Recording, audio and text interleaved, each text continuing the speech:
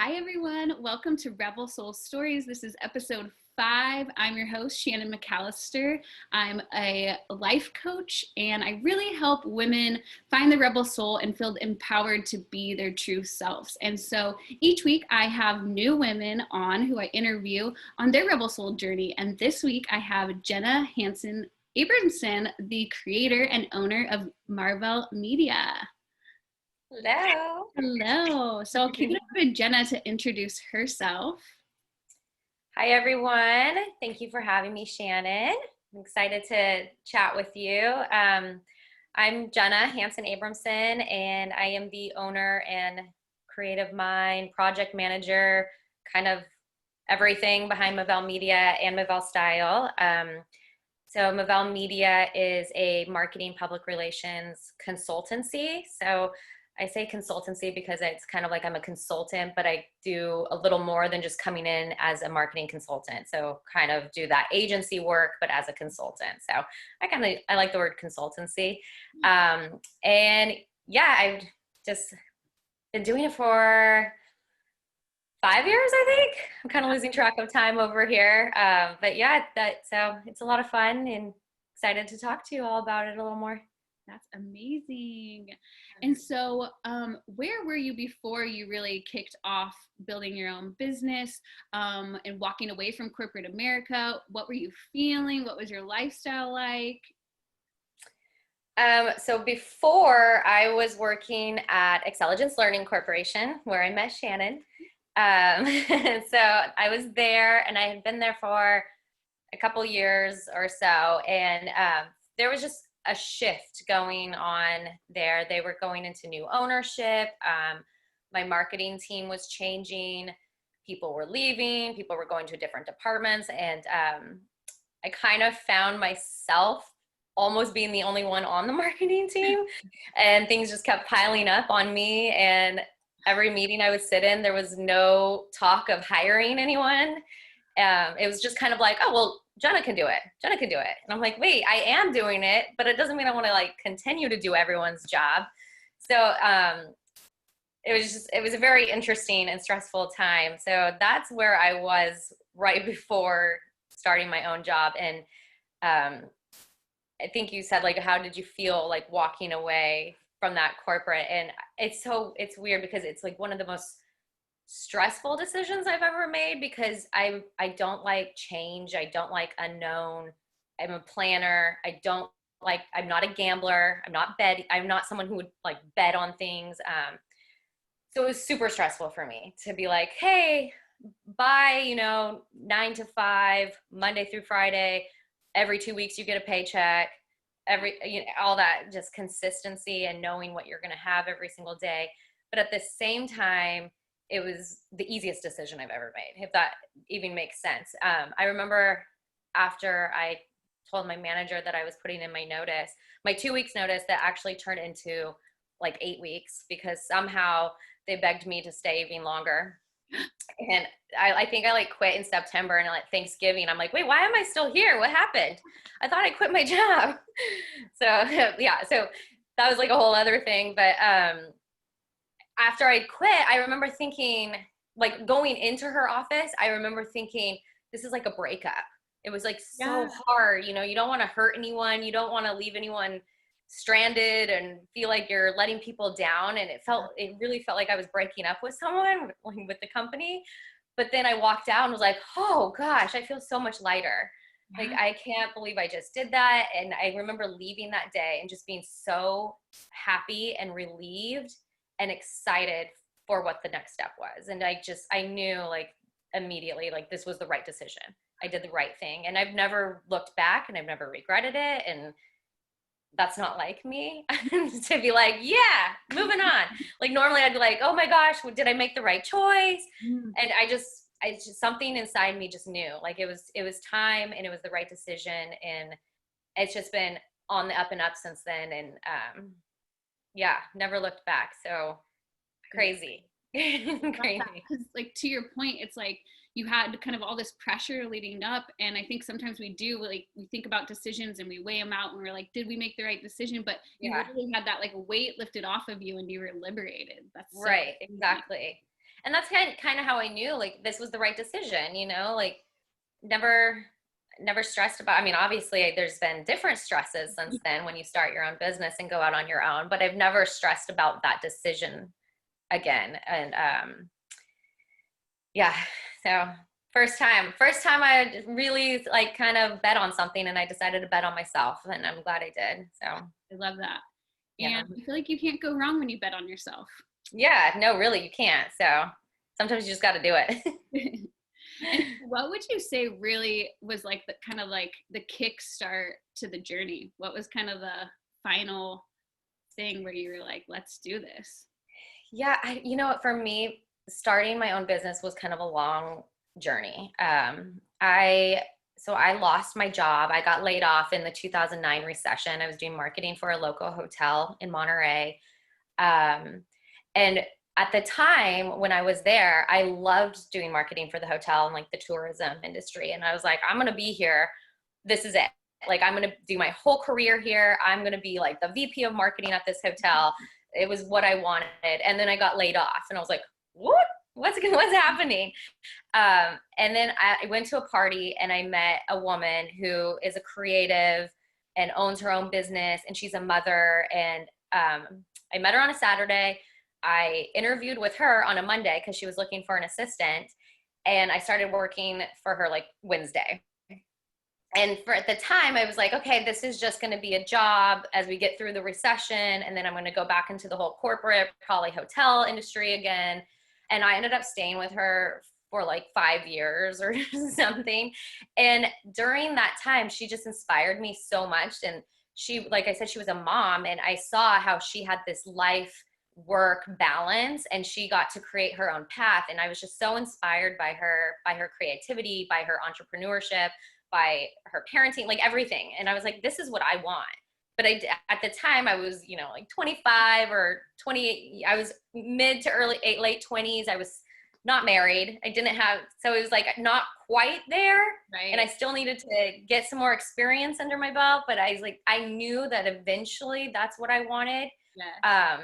So I knew someday I would somehow find that path for myself. So it was always in the back of my mind how I was going to get there. But I just like kept working. I ended up back in the corporate world and stayed there. And then finally, it didn't take long of me being back in the corporate world to miss having some kind of creative outlet and that creative freedom that I had been used to for the past 5 years. So I started Mavelle Style, my fashion blog and like lifestyle blog, just to kind of be creative and have something that was mine. And I had no idea that eventually that was the direction I was going to take for my business, even though I knew I wanted to own a business one day. So Mavelle Style just kind of naturally just like transitioned into Mavelle Media, which originally was managing social media accounts for local businesses, and then expanded from there. Since I did have the background in marketing and PR beyond social media, and just kept taking on other projects and growing what I was doing. But it's like, it was like this slow transition of knowing I'm going to start something someday because I want to have all of this stuff. Like I want the family, I want the independence, I want the creative freedom. It was just a matter of the timing, finding that timing of when that was going to happen. And for me, it was a moment of just being, I think I told you in my email, like somewhere between my first and third EKG, of being like so stressed out that I was like, this is the timing. So I honestly think a lot of it is timing. You can't like force things to happen. And sometimes you just realize like it's now or never. So yeah, right. You get just like a little push, like life Yeah. gives you the little push. And I love that you too like followed your passion to just starting the fashion blog, because I think even some women are afraid to even just start the little passion. And it's like, it doesn't have to be perfect, and it doesn't have to be a moneymaker. Just do it because you enjoy it and you love it. Right. So because you started that, you started to gain traction, and then it eventually just all made sense. The pieces right, all exactly. came together. So I love that. Yeah. So talk about your journey a little bit more about creating Mavelle Media. Like once you left corporate, what were kind of some of the things that really built the company out? So when I left, I didn't have one client. Like I had no plan. Like I was just like, okay, this is happening. But like I said, I just decided to bet on myself, and I knew that I was willing to work hard. I believed in my skill set. I believed in my hustle. So I was like, it's gonna be fine. It's gonna all work out. No big deal. I'll find some clients.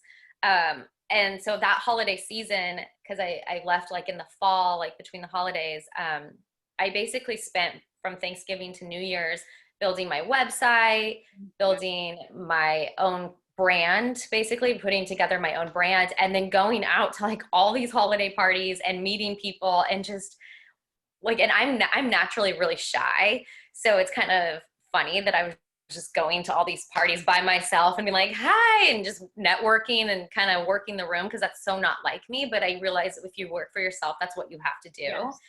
Yes. So I mean that I spent that whole time. I remember going to like every tree lighting ceremony in the county and like everything.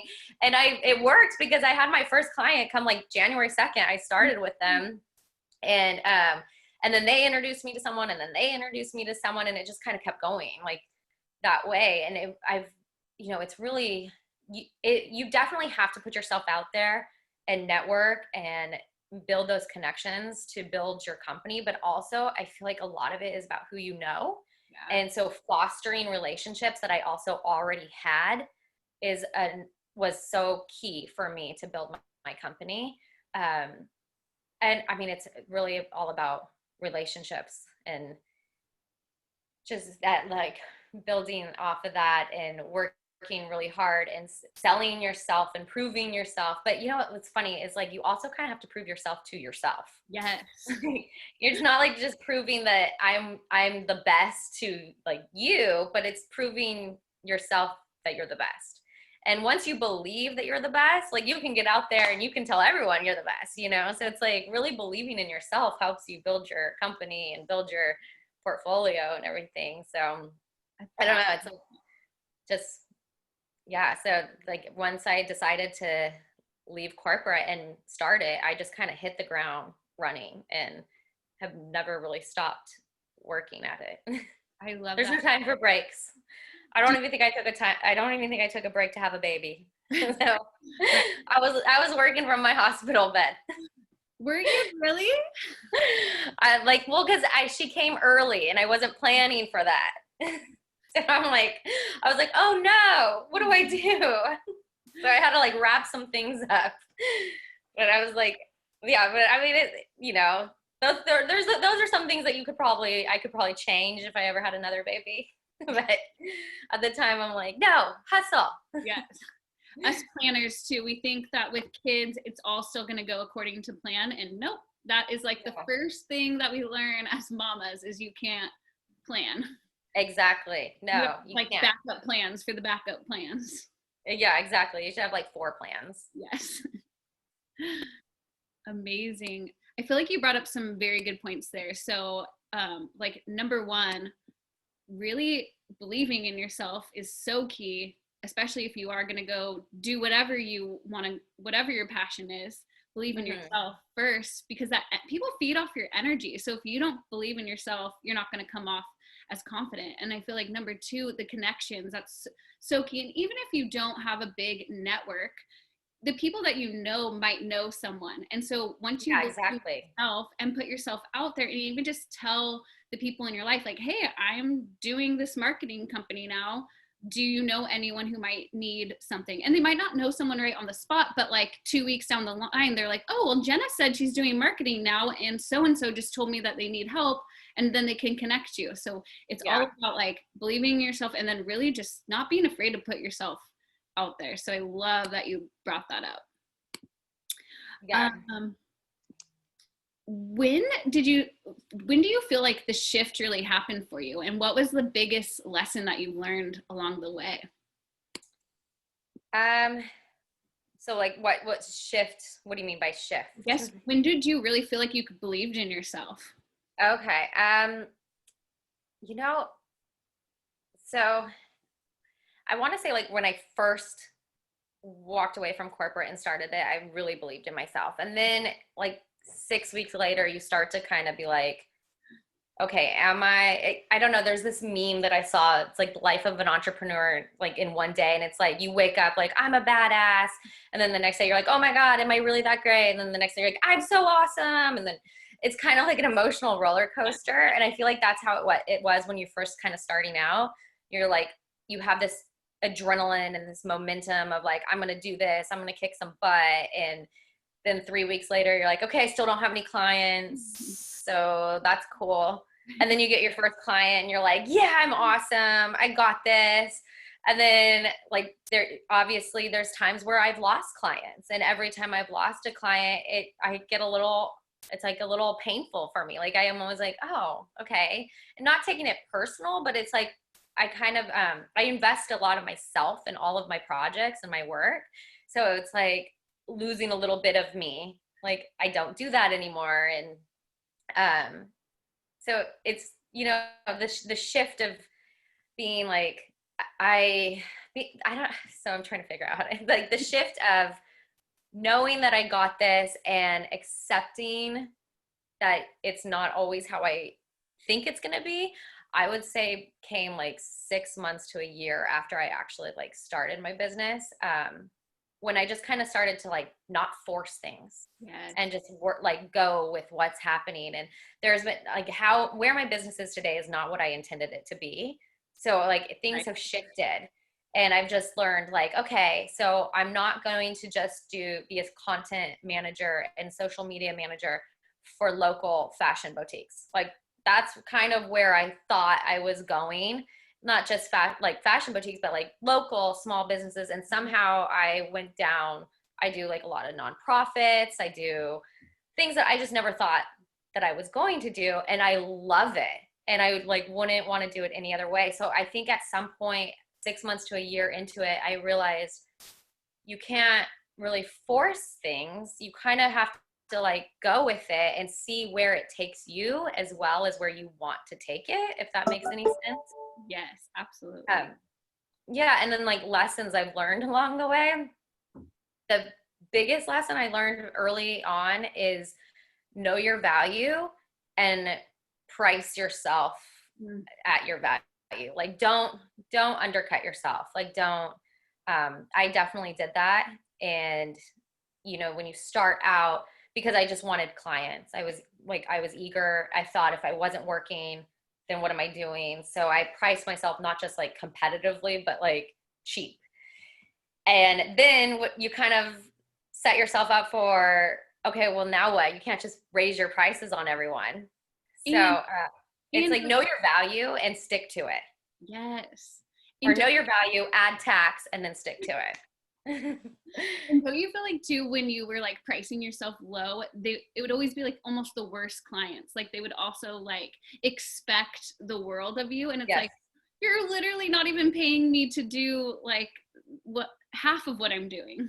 Yeah, it's so true. Like and so when I finally decided, it was 2 years later into my business where I finally decided like, you know what, and I had to increase the price a little bit, but I got to the point where I was like, no, this is what I'm worth. I'm changing my pricing. And I knew I was going to lose clients. Like I knew that they were just going to drop off. And I kind of weighed the options, and I was like, well, the ones who don't stick with me aren't worth it. And so I did it. And I lost people, but I also retained a lot of clients who are the ones that I love those accounts. And so, yeah, I mean, but that's like a huge lesson that I learned is just like, know your value. Don't underprice yourself just to get clients. Like the good clients will come. The ones that know your worth will come. People will pay for your service. Like they will pay your worth once, like just don't undermine, like, I don't know. That was a huge one for me. Yeah. And then you attract your dream clients because you're standing in your worth. So you're attracting the people that will value and pay you for your work. So exactly. Yeah. But I think if I could go back and like change one thing at the beginning, it would be to price myself differently from the beginning. Maybe it wouldn't have been such a struggle in the first year or two. Well, but lesson learned. Yeah. So, how has it been? You're a new mama. How has it been having a baby and running your business, baby? It it is like the struggle is real. I mean, I think a lot of people are feeling it right now because so many people are working from home with their kids now. Yes.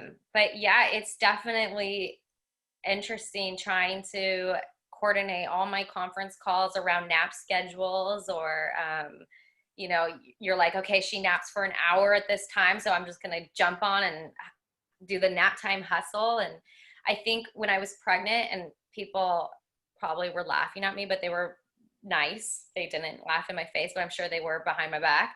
I would say, like, they'd say, "Oh, how much time are you taking off?" I'm like, I'm not taking off time. Like, what? All babies do is sleep, right? Like, how hard can this be? I'm gonna work. And of course, my baby, she didn't sleep. Yeah. She started napping at like 9 months old. Like, she's just so social, wants to party. And so I was like, oh my gosh, I'm not getting anything done. And I was so stressed out about it for like the first 4 months of her life. And I put so much pressure on myself as like, I need, you know, I didn't want to let my clients down. And I just, looking back, I wish I would have just gone with the flow about things a little more on the motherhood side of things. And I know people would have been more understanding. It was more me putting the pressure on myself than anyone else. And so I mean, honestly, this pandemic is probably like the best thing that could have ever happened to me because it's forced me to slow down. And I'm just kind of enjoying my time with my daughter more. And I don't really have a choice. Like, we're all stuck at home, right? So it's like I'm just enjoying being with her and being a mom and kind of finding that balance now that I've slowed down. I've taken the pressure off myself, and it's actually become a lot easier in finding that balance than trying to do it all. Because it's like, in my mind, I thought it was going to be super easy. Like, how hard can it be when they're that little, right? I mean, it's like, but I didn't know that a 5-month-old could be so demanding. I had no idea. I mean, like, wow. But yeah, so it's definitely been a balancing act for me and a new thing for me because there's no planning, no control. I'm just kind of over here winging it, Yeah. figuring out how to do mommy life. Just be present. Yeah, but I love it. It's so fun too, and I'm so glad that I'm able to do what I do, and I'm so glad that I'm able to have a career and be a mom at the same time. Like, I wouldn't have it any other way, even though those, like, you know, at 9 p.m. at night you're writing a press release or you're trying to edit something in a 1-hour nap. Like, I wouldn't change it at all because I get to be there every time she wakes up from those naps, and I get to be there for breakfast, and I get to put her down every single night. I mean, it's definitely a juggling act, but I wouldn't have it any other way. So I love that so much. I know. I mean, like, exact same. I was same as you, trying to do it all. Yeah. The minute he was born, and then slowly over time figured out I can't do it like that. I was like, okay, I'm gonna wear myself out. Like, something's gonna break. It's time to just like accept it that this is what it is. And yeah. But so what is up next for you? Up next, well, I kind of joke that my next project is going to be a baby book because I feel horrible that she's my firstborn and she's 10 months old and I haven't written one thing in her baby book and I haven't printed one photo of her. And I feel like a horrible mom because I'm treating her like she's like a third child. And so I joke that my next big project is actually putting together her baby book before her first birthday. But on the work front of life, I'm just like constantly looking forward to new projects. Like, it's so fun. Like, I love having my clients, that my retainer clients that I work with all the time, but it's also fun to just find new projects. It's just such a weird time right now because there's no events, there's no like in person. So that's why I think I'm like, oh, my next project is going to be planning a COVID first birthday party and doing a baby book. Yeah. But I really do look forward to getting back into some kind of normalcy with work as well. Like I miss having face-to-face meetings with my clients. I miss having events with my clients. I miss planning things. I really can't wait to get back into doing all that again. Yes. So, hopefully soon, but until then, I'll just keep doing Zoom calls and working on a baby book. Hopefully working on her baby book. Right. You can do it. 2 more months. I know. I have 2 months to do it, except for I've had 10 and I haven't done anything. So You can also, I do Shutterfly. You should check it out. okay, and they'll like build it for you. Yeah, you can just upload them all and it will kind of do it for you, or you can plug and play. So I should do that. I'm not a scrapbooker. well, it was so amazing to have you on. I feel like you had such good gems for all our mamas out there building businesses. And even if you're not building a business and you're in corporate America, it's like, you know, go with the flow, follow your heart, and really know your value. I think whether you are a stay-at-home mom or a woman trying to build your business or climbing the corporate ladder, know your value. You are like so important and worth it to the people in your life. And yeah, like I think women in general just have a hard time putting ourselves first. Like we're always putting other people before ourselves, and it's important to be like, I'm worth it. Like, because if I fall apart, probably the whole family will. So, yeah. I mean, we're just used to putting everyone before ourselves. So that's like a huge thing, is just like, know your value, know your worth, and don't like fall away from that. Yes. 100%. Yeah. Well, thank you for joining me. It was so good to catch up and hear your story, and I'm sure we'll stay in touch, and I can't wait to see more pictures of that cute little baby of yours. Thank you for having me on. Yeah. Have a great rest of your weekend, and it was great chatting. Yeah.